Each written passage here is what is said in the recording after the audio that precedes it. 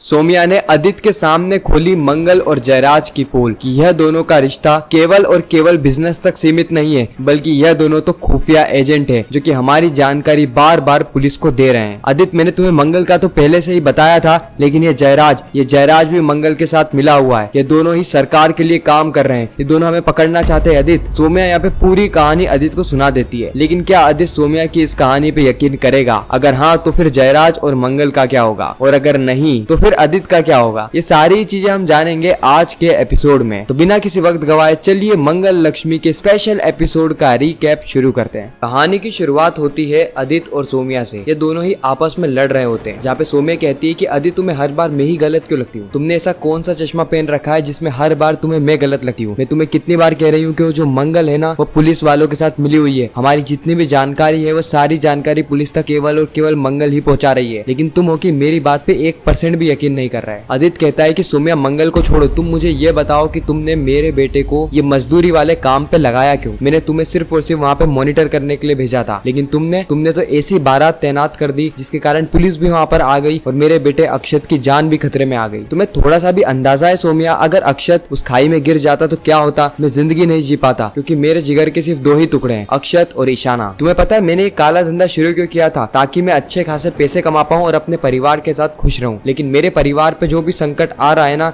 ये बिल्कुल भी बर्दाश्त करने लायक नहीं है सोमिया। और जो तुम मंगल कर रही हो ना, आज उस मंगल के कारण ही मेरा बेटा जिंदा है। इसलिए मैं जा रहा हूँ सिटी हॉस्पिटल मंगल को देखने के लिए, क्योंकि अभी उसको मेरी सबसे ज्यादा जरूरत है। इतना कहकर आदित्य वहाँ से चला जाता है। सोमिया समझ जाती है कि वापस से उसकी जिंदगी में मंगल आ चुकी है। इन 5 सालों में सोमिया ने बहुत कोशिश करी कि आदित्य मंगल को भूल जाए, लेकिन किस्मत को कुछ और ही मंजूर है। लेकिन सोमिया भी हार मानने वालों में से नहीं है। सोमिया भी कुछ ऐसा करने वाली है जिससे कि मंगल का गेम ही ओवर हो जाएगा। इस तरफ हम देखते हैं जयराज को, जो कि मंगल को लेकर सिटी हॉस्पिटल में आ गया होता है। वो मंगल को तुरंत एडमिट करवाता है और जितने भी पेपर वर्क है उसको कर लेता है। इस तरफ हम देखते हैं आरव को। आरव उस केस से छूट चुका है, और न केवल कैद से छूटा है, बल्कि वहाँ पे जितने भी गुंडे हैं उन सारे गुंडों को मारकर वहाँ से भाग चुका है। अब आरव मंगल की सच्चाई आदित्य को बताने के लिए निकल पड़ता है। लेकिन क्या असलियत में आरव ये सारी सच्चाई आदित्य को बता पाएगा, या फिर बीच में ही कुछ ऐसा हो जाएगा जिससे कि आरव के मुंह पे ताले लग जाएंगे? खैर ये तो हम जानेंगे ही सही, लेकिन इस तरफ अक्षत बहुत ज्यादा उदास होता है। अक्षत रो रहा होता है। रोते हुए गिड़गिड़ाते हुए वह केवल एक ही चीज कहता है कि सारी की सारी मेरी गलती थी, ये सारी की सारी मेरी गलती थी, मुझे सब नहीं करना चाहिए था, नहीं करना चाहिए था मुझे सब। आज मेरे ही कारण मम्मा की ये सब हालत है। अक्षत यहाँ पे अपने आप को ही कोस रहा होता है। उसी वक्त हम देखते हैं कि कुसुम अक्षत को आश्वासन देते हुए नजर आती है। इस तरफ गायत्री जयराज के पास जाती है और जयराज से सवाल जवाब करने लगती है, लेकिन कुसुम गायत्री को चुपचाप बिठा देती है और कहती है कि वह जयराज जी ही है जिनके कारण मंगल सही वक्त पे उस खाई के पास में पहुंची और अक्षत की जान बच गई। अक्षत भी कहता है कि हाँ, इन अंकल ने और मम्मी ने मिलकर मेरी जान बचा ली, नहीं तो मैं और दीदी तो उस खाई में गिरने ही वाले थे। इतनी ही देर में वहाँ पर आदित्य भी आ जाता है। आदित्य आते ही कुसुम से सवाल जवाब करने लगता है कि अम्मा वह ठीक तो है ना? उसी वक्त वह देख लेता है जयराज को। वो जयराज को देखकर सोच रहा होता है कि जयराज यहाँ पर क्या कर रहा है, जरूर मंगल को लेकर आया होगा। उसके बाद आदित्य जयराज के पास जाता है और जयराज से पूछ रहा होता है कि जयराज जी, आपका बहुत बहुत शुक्रिया, क्योंकि आपके ही कारण मेरे बेटे की जान बच पाई। लेकिन मुझे यह बात समझ में नहीं आ रही कि आप और मंगल सही टाइम पे उस खाई के पास कैसे पहुंच गए, क्योंकि यह खबर तो किसी के पास, यहाँ तक कि पुलिस के पास भी नहीं थी कि एक बस खाई में गिर रही है। आप दोनों अचानक वहाँ पे पहुंच कैसे गए? जयराज के पास कोई जवाब नहीं होता। और इसी वक्त कुसुम कहती है कि आदित्य, हमें तो जयराज जी का धन्यवाद करना चाहिए, ना कि उनसे सवाल जवाब करने चाहिए। आज उन्हीं के कारण हमारे बच्चे सुरक्षित हैं। और इस वक्त तक कैसे न कैसे करके जयराज बच जाता है। इस तरफ हम देखते हैं सोमिया को। सोमिया निर्णय ले लेती है कि अब वो छोड़ेगी नहीं, अब वो मंगल की जान ही लेकर मानेगी, क्योंकि मंगल के कारण उसके और आदित्य के बीच में दरार आ रही है। ऐसा ही चलता रहा ना तो आगे जाके आदित्य मंगल के लिए वापस से सोमिया को छोड़ देगा, और सोमिया ये बिल्कुल भी नहीं चाहती। इसीलिए सोमिया चुपचाप एक नर्स का भेष बदल के सीधे चली जाती है वेंटिलेटर रूम के अंदर, यानी ऑपरेशन रूम के अंदर, जहाँ पे वेंटिलेटर पे मंगल होती है। वेंटिलेटर रूम नहीं, ऑपरेशन रूम। तो वहाँ पर जाने के बाद सोमिया ऑक्सीजन के साथ कुछ छेड़छाड़ कर देती है, और इस वक्त तक मंगल बेहोश थी, यानी मंगल अपने आप से अपनी जान बचा नहीं सकती। इससे पहले जितनी बार सोमिया ने मंगल को मारने की कोशिश करी, मंगल उस समय होश में थी, इसलिए मंगल ने अपनी जान बचा ली और सोमिया का पर्दाफाश भी किया। लेकिन इस बार किसी और को मंगल की जान बचानी होगी। सोमिया को लगता है कि मंगल का काम तो खत्म हो गया है, अब मंगल को कोई बचा नहीं पाएगा। इस तरफ जयराज भी शिव मंदिर के लिए निकल जाता है ताकि वो मंगल के लिए भगवान शिव से प्रार्थना कर सके, क्योंकि केवल भगवान शिव ही हैं जो कि मंगल को ठीक कर सके। इस तरफ हम देखते हैं शुभी को। जी हाँ, शुभी को। शुभी भी उसी रूम में मौजूद थी जहाँ पर सोमिया ने छेड़छाड़ करी, और शुभी अपनी आंखों से सारी चीजें देख लेती है और सही टाइम पे सही भी कर देती है। और आखिर में सोमिया के पास आकर शुभी कहती है कि मुझे सारी चीजें पता लग चुकी है, और उसी वक्त वहाँ पर पुलिस भी आ जाती है। और इसी के साथ एक खूबसूरत एपिसोड यहीं पे समाप्त होता है। है। आपको ये रिकेप कैसा लगा कमेंट सेक्शन में जरूर बताना। मैं मिलता हूँ किसी नेक्स्ट इंटरेस्टिंग वीडियो में, जब तक के लिए गुड बाय।